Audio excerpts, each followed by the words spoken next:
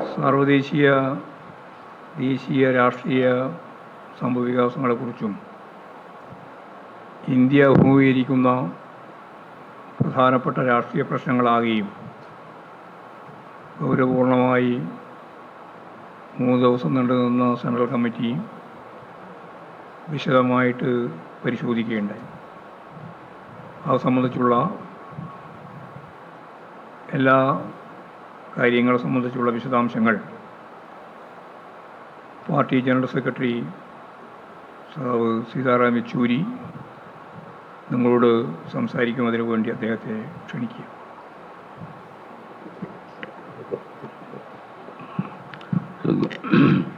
So I'll speak in English.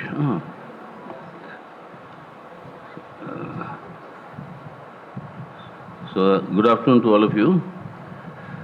As has been told that we had a 3-day Central Committee meeting here, and the Central Committee was very grateful to the Kerala State Committee for organizing this meeting and providing excellent working conditions. So we have profusely noted on record our sense of appreciation. The main issues that the Central Committee discussed, of course, concern the 2024 elections and the preparations that are. We reviewed the preparations that are taking place in various states of our country, in the party's participation in the election. That apart, the Central Committee is of the opinion that the manner in which the temple at Ayodhya was inaugurated, this is actually sounding the death knell of secularism as defined by the Constitution of India and the verdicts of the Supreme Court. I mean, this was an event in which the entire state machinery, government machinery was present. The Prime Minister doing the inauguration, UP Chief Minister, the UP Governor, and then you had the merging of the RSS with the Government of India,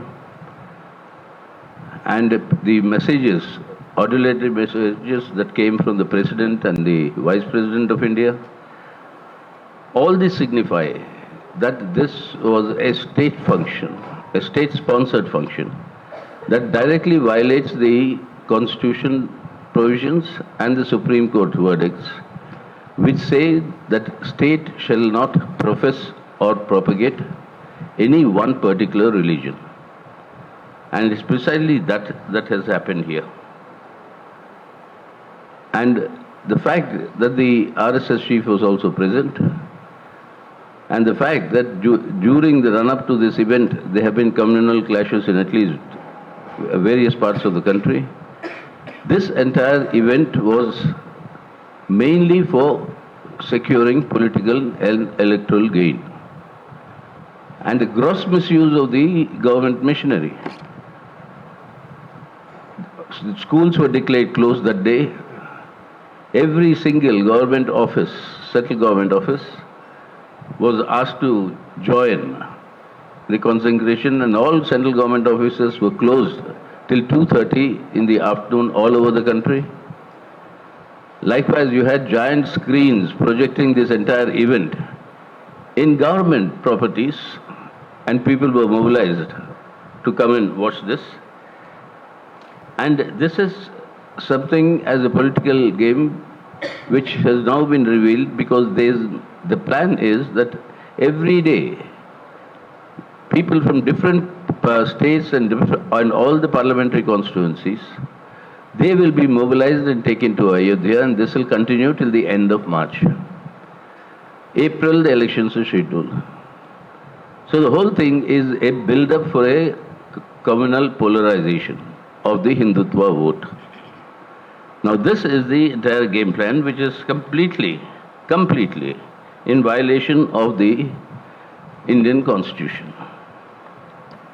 Thirdly, the way this event took place, this is a signal that the Freedom of Places of Worship Act 1991, that stipulated legally, except for Ayodhya, no other religious place status can be changed from what it was on the 15th of August 1947. Now this is going to be buried, that is clear, with Kashi and Mathura already being raised, and with judicial connivance, the process in Mathura, that has also been sanctioned by the judiciary. Now it's unlikely to stop just at Kashi and Mathura. In every single state, the BJP is now saying they would want to liberate this shrine or the other shrine, and particularly the multi-religious Sufi shrines are being targeted, and in Karnataka particularly. So this is going to be a permanent source of fratricide in our country that the RSS and BJP are going to foment. Now these are very serious implications for the country and its character as a secular democratic republic. We have stated very clearly when we first regretted the invitations given to us with thanks to the organizers. They personally come to invite me as the General Secretary to come to Ayodhya. Sort of courtesy, I offered them tea or coffee. They said no. So I took the invitation card, and then they didn't ask for a response, I didn't respond. But we finally responded saying that as far as CPM is concerned, we respect religion. We have the highest regard for every individual who make their choices on which faith to follow. That is a right that the CPIM will protect, safeguard. At the same time, the CPIM will firmly continue to oppose the utilization of people's religious sentiments for political purposes, which is what Ayodhya is doing. And this merging of religion with the state is something that is not acceptable. Not only is it not acceptable, that destroys the very foundation of the secular democratic Republic of India as ordained by the Constitution. So we think this is a serious battle, and this battle will now find expression in the electoral battles. Which is the idea for the RSS BJP.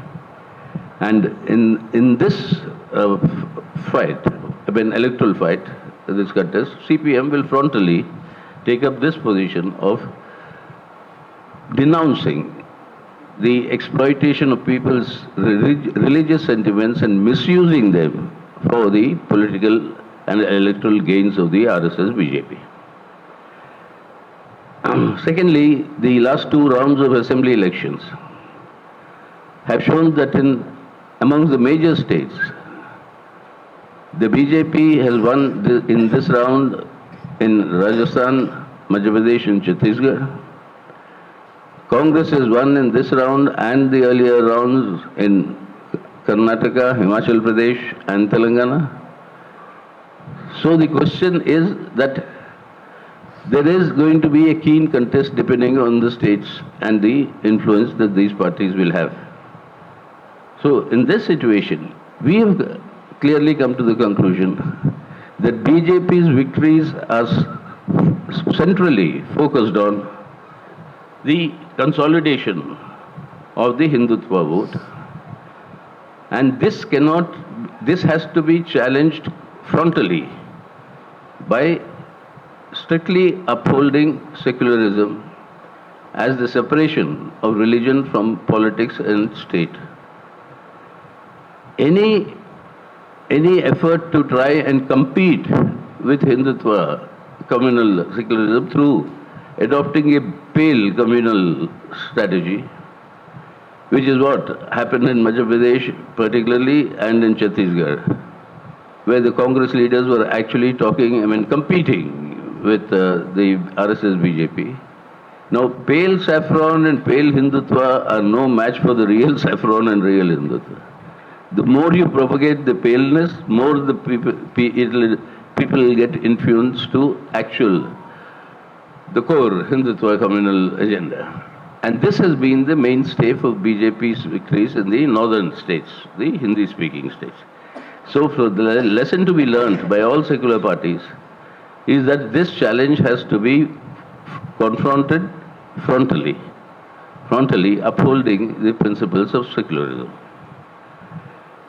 Now, the most interesting feature from this developments is that despite the Ayodhya inauguration, temple inauguration, despite the fact that in the last round of elections they won in the 3 states in Hindi-speaking areas but lost Telangana, the separation, despite the victories in these states, the BJP seems to be still unsure of the electoral prospects in 2024.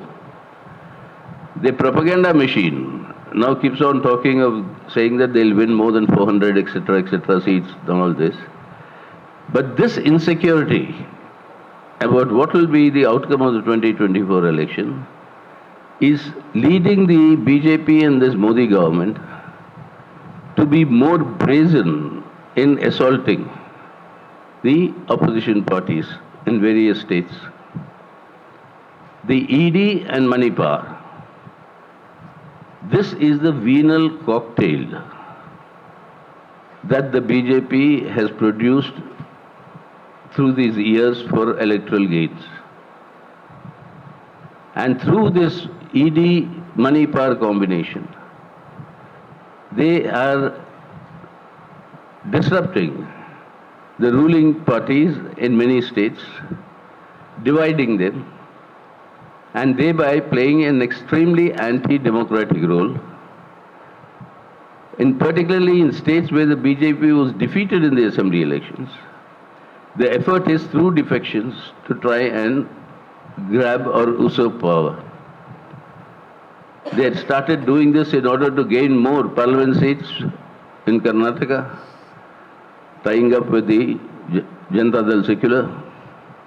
Then in Maharashtra, using the ED and money power to divide both the NCP and Uddhav Thackeray Shiv Sena. Now, 2 days ago, it happened in Bihar with Mr. Nitish Kumar changing sides, flip-flop. This is the 5th time he's done this, and he holds the record in Indian politics of being a chief minister being sworn in for the 9th time. I mean, without serving 9 terms. It's very obvious that morning he resigns, evening he is sworn in. Now, they've vanished in Bihar, and now they're targeting Jharkhand.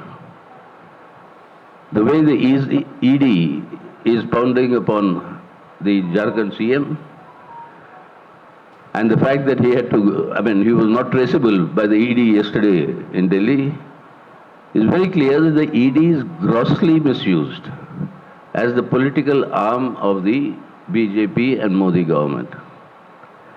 Now, this recourse to dividing up the other parties, buying up the MLAs, etc., the worst form of destroying democracy, is the basic patented method of functioning of the BJP. And that clearly shows they are on a shaky ground.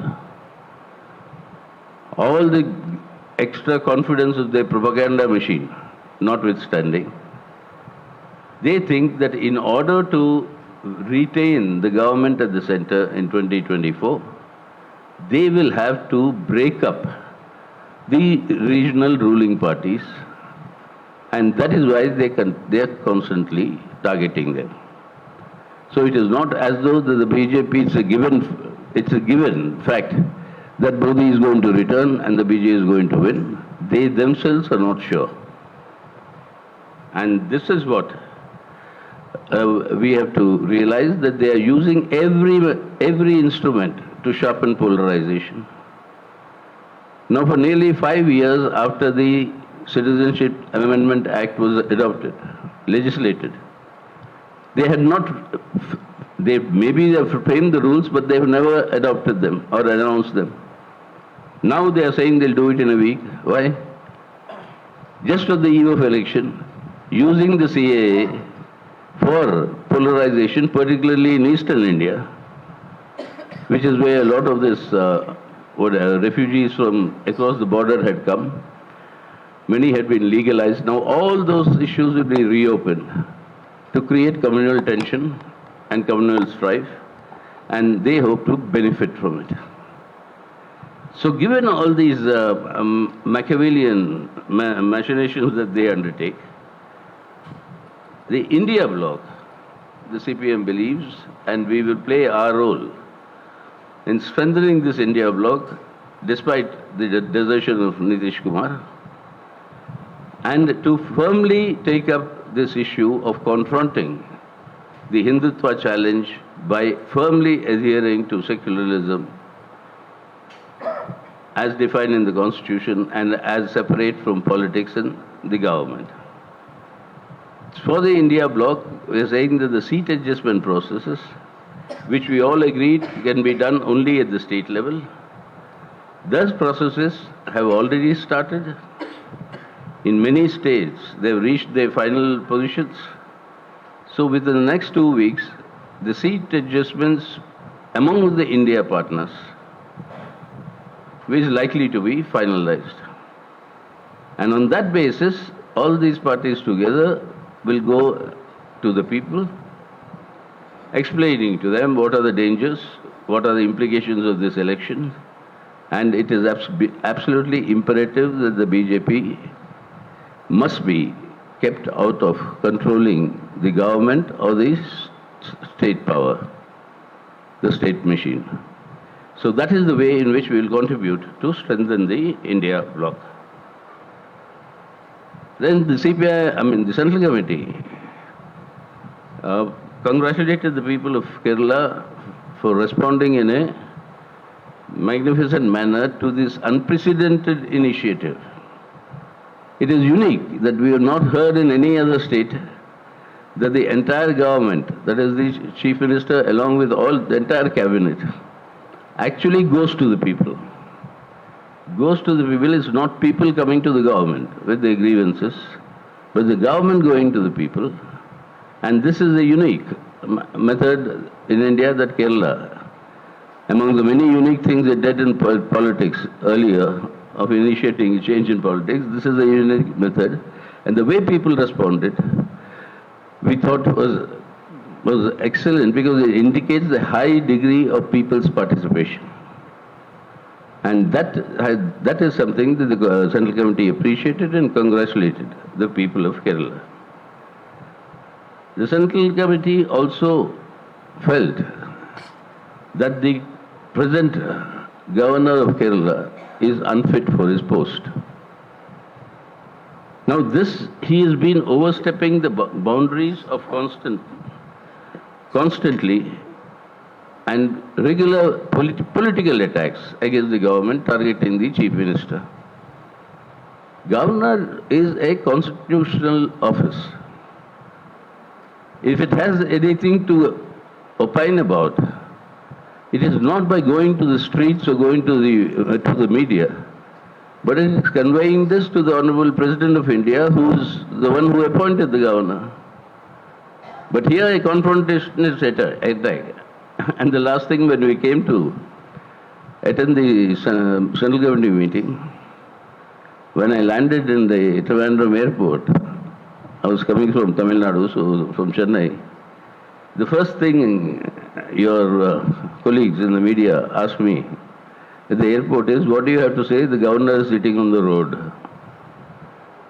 I was about to ask whether the Raj Bhavan was being renovated, so I tried to find some place to stay somewhere. So he said, no, the governor is protesting against the students' protest. Well, everybody has the right to protest, but that's the office of the governor. And then using that, he now manages to secure, asks for it, and gets the central government's protection of the CRPF, and gets for himself accorded the highest security cover possible in the country today. Now, these sort of things are totally unbecoming of there. We've seen earlier the way he sat on the bills when the Supreme Court rapped him on his knuckles. Instead of approving those bills, he forwards them to the President of India. That means they kept it cold storage now. I mean, this sort of things is smack of the fact that they are functioning as an extension of the central government and the politics of the central government, BJP, RSS. Now, this is something not acceptable, and therefore, we think that he is unfit for the post. And the Congress party in this entire, situation has been adopting a very negative and a anti-democratic approach to the LDF government and making baseless charges against the Chief Minister. Now, the Congress party remains silent on the assaults mounted by the Modi government against the state government and the state of Kerala.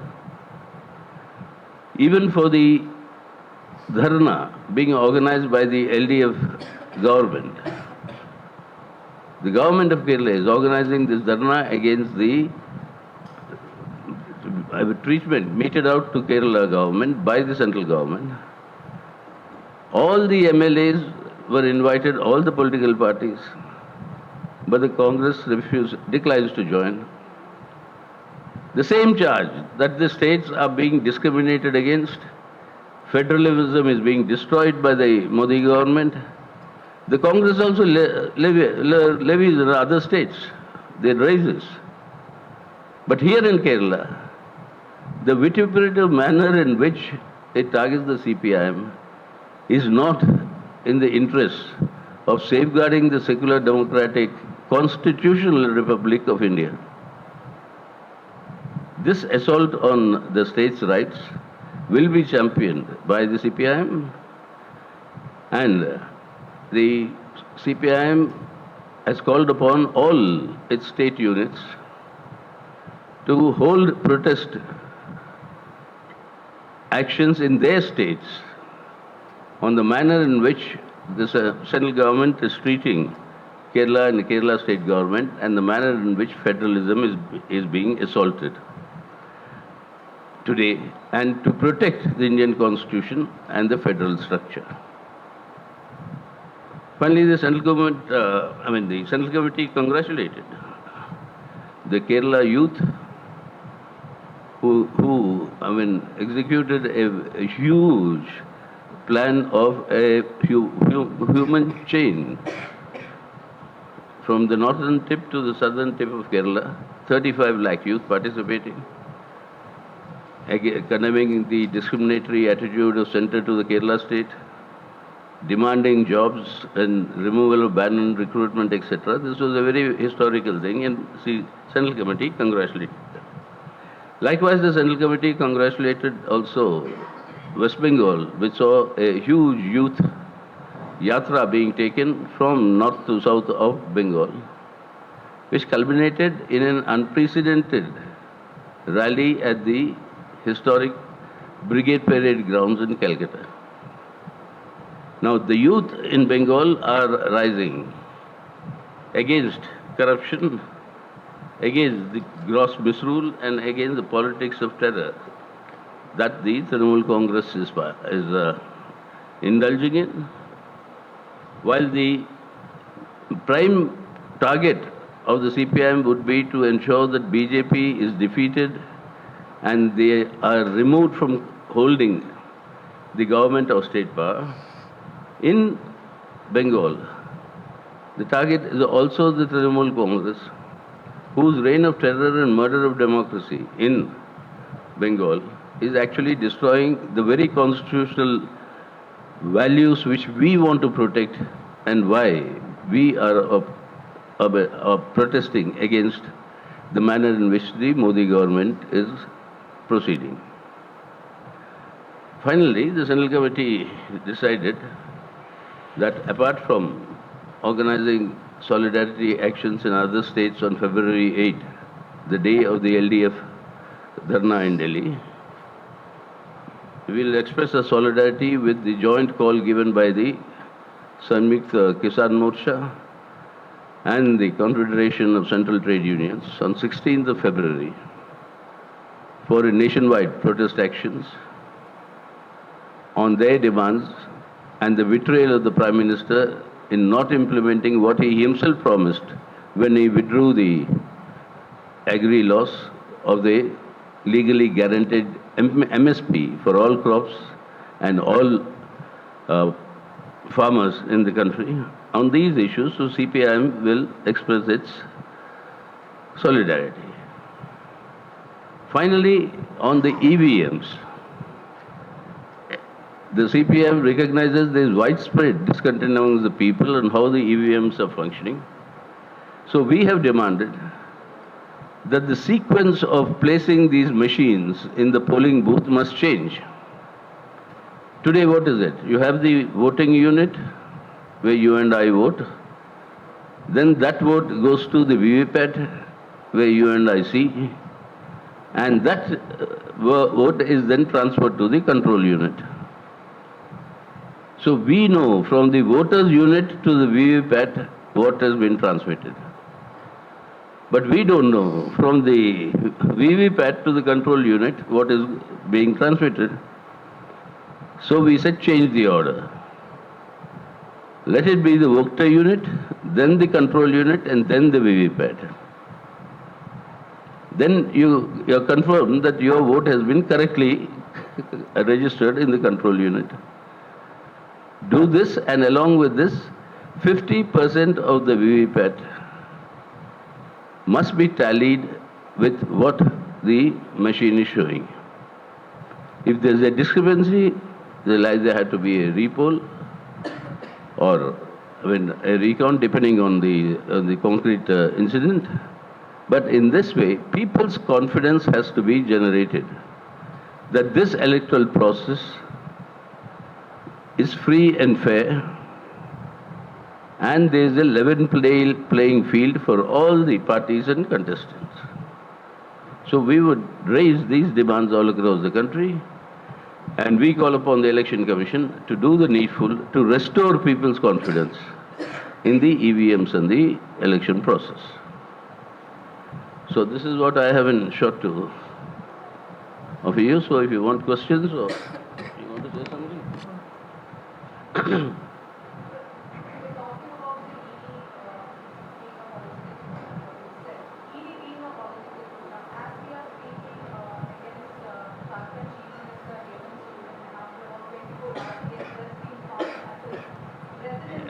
Can this be put off? No? Can't hear.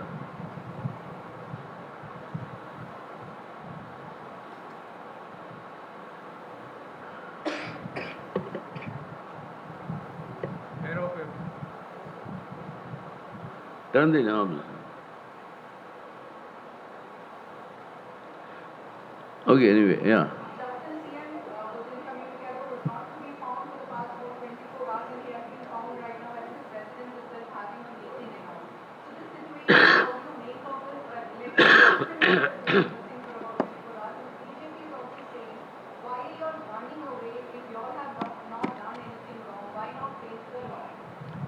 Who's running away? No, well, why doesn't the BJP answer the question?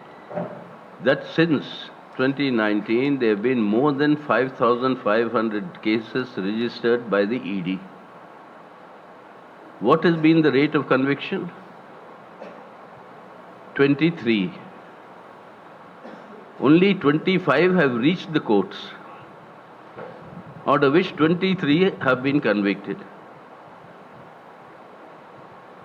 And none of them, if there's any, are politicians. So who is afraid of running away? What does the lack of conviction mean? That ED is only harassing and intimidating. If actually you're fighting the corrupt, then why is there no conviction? Why are you not taking the case to the court?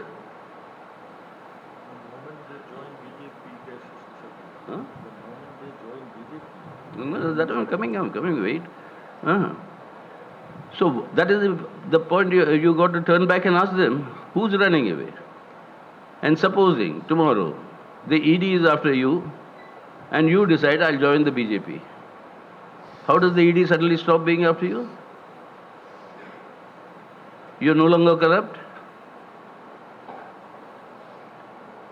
when when Eknath Shinde goes to the BJP and forms the government, the charges against him are all dropped. When Mr. Ajit Pawar does the same thing, that he is not corrupt at all, he is, what do you call, Satya Harishchandra? Assam, that is the old story, Assam Chief Minister and all these people. But every case, wherever in the recent period also, apart from Mr. Hemant, with our Assam Chief Minister, all of them who have moved to the BJP, all the cases are dropped. What does this mean? By saying, why are you running away, what they are saying is, why are you not joining me? This is the straightforward, message they want to convey. That is why they have completely, the system of democracy has been virtually murdered by the BJP and the methods that it employs.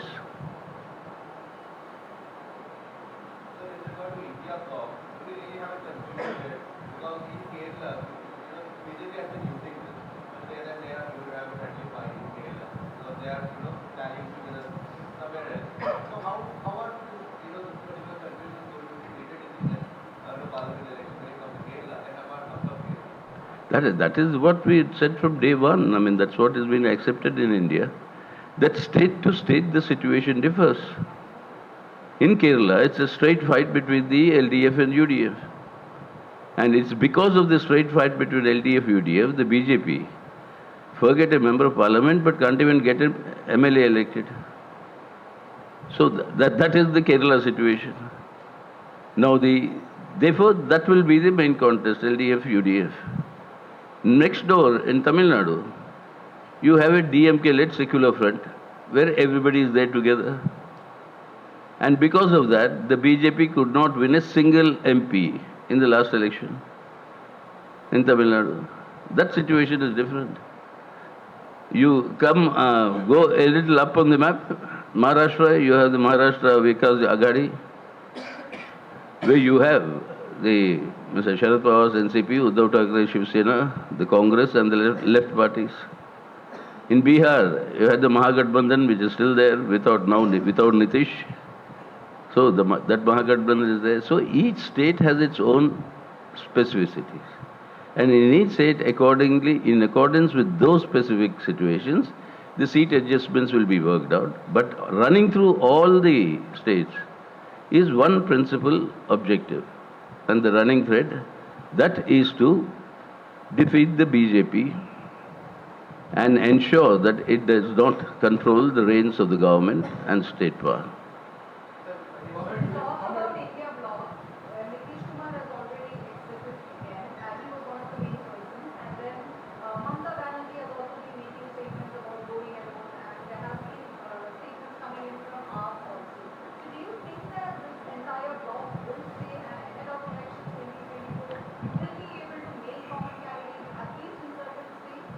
You see, what is in most of the states will be able to make common candidates.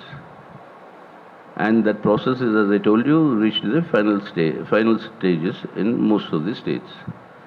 In some states, this will not happen. We know it for a given. Kerala, Bengal, I mean, these are not going to happen. And in Punjab, it's not that it won't happen, but there is an assessment of the major parties. That's to say, if the India constituents come together, that will be advantage BJP and Akali Dal. Because all the anti-incumbency will have only one way out, like in Bengal also. If all India constituents get together, the main beneficiary would be the BJP. The huge anti-incumbency against the Trinamool government will all be shifted there. So that is why I keep on saying, and I hope you don't keep on minding, that electoral politics is not arithmetic. You can't add 2 and 2 and get 4 in electoral politics.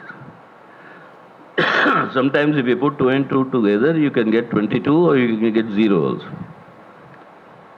So if all opposition parties get together in many states, the advantage goes to BJP. Because the anti-incumbency against the ruling party, that is the only avenue for people to vote. So we'll have to go concretely. And that doesn't affect it at all. People are very mature.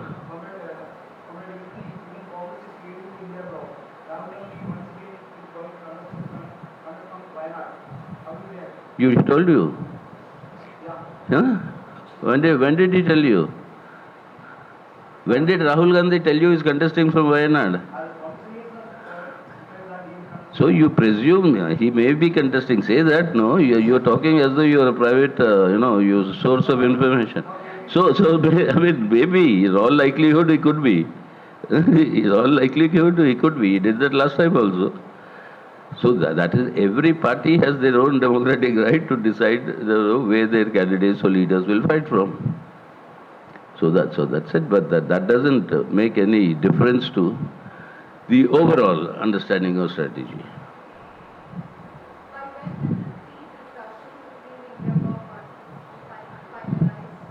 I mean, as soon as possible.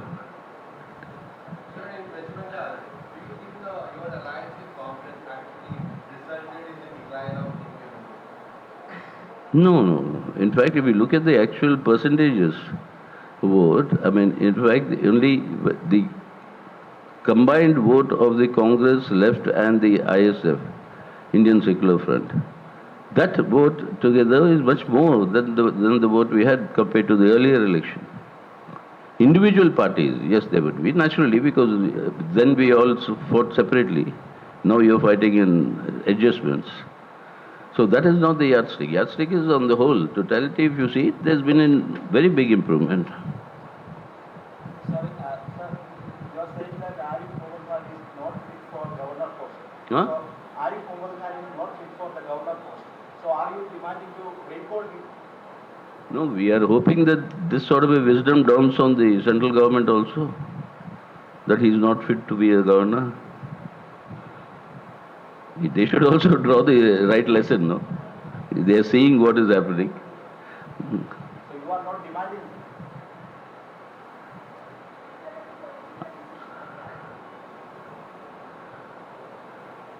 What do you want me to do? Demand? Huh? So you are anti-Arif Mohammad Khan?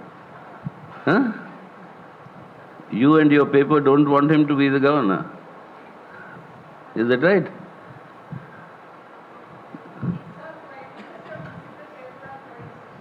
Huh?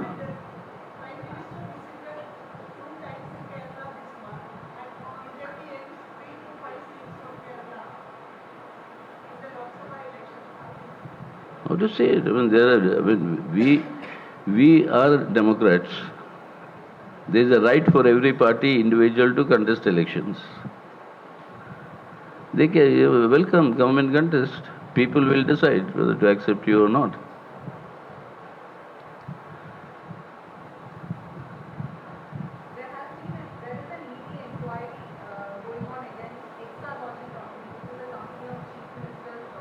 Yeah, these details you know. In India, when all India politics, etc., you do it, that they have answered, they have been answering. Okay. So sorry disappointing you. Who wanted the governor to resign? Anyway, our position is that he is unfit to be the governor. We are saying that. That's what we hope that the center will understand from that.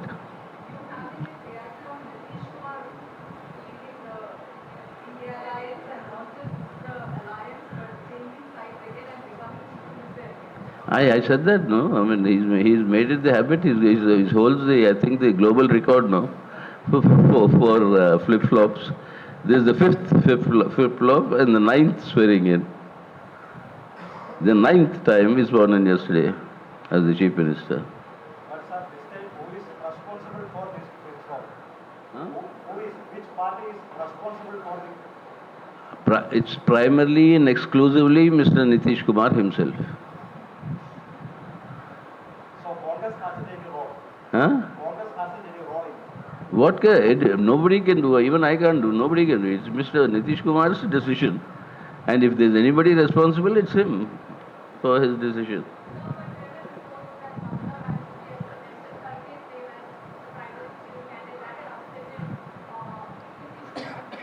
Yeah, such decisions are not taken by some comment made by somebody and getting upset and doing things. If that is the case, then you shouldn't be a politician. Many people say many things about me and to you, everything, and for everything do you think you should react and take any action? That is not the issue. Basically, they are looking at their own interest. Nitish Kumar's calculation is by doing this, his interests are more protected.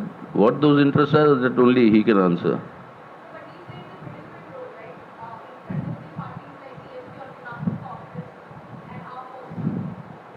Huh? Who?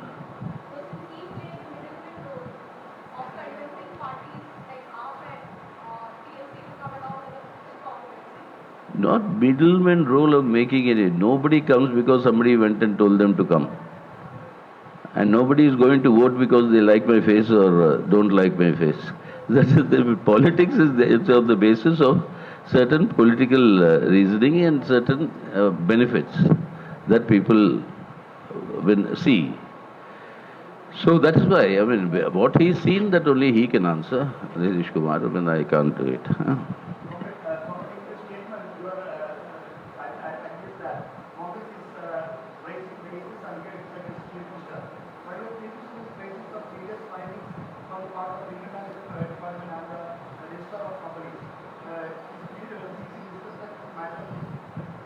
I mean, these are details that we have not got into.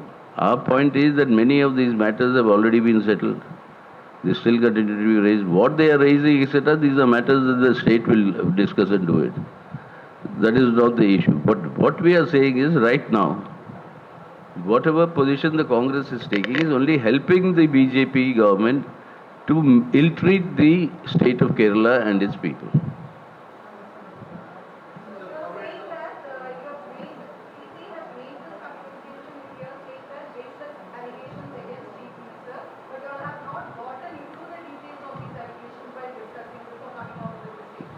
No, I mean, we believe that there are allegations and we believe they are baseless. Those who say they are, I mean, very weighty, bring the evidence. In India, the principle of jurisprudence, till BJP reversed it, is that you are innocent till you are proven guilty. Now you have turned it around and saying, prove yourself innocent. Why are you not proving yourself innocent? Because I am making this charge that you are guilty. That's no argument. If you say that I am guilty, then bring the charge, evidence for the charge.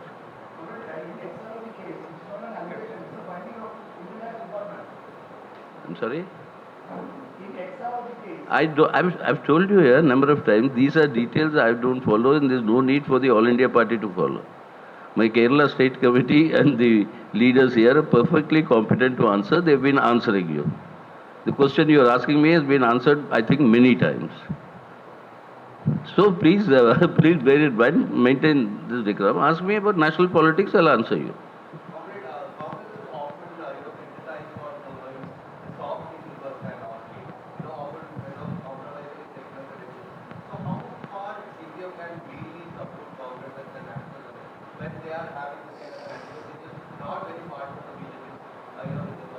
Well, the point right now, the objective and priority is to keep the BJP away from government and state power.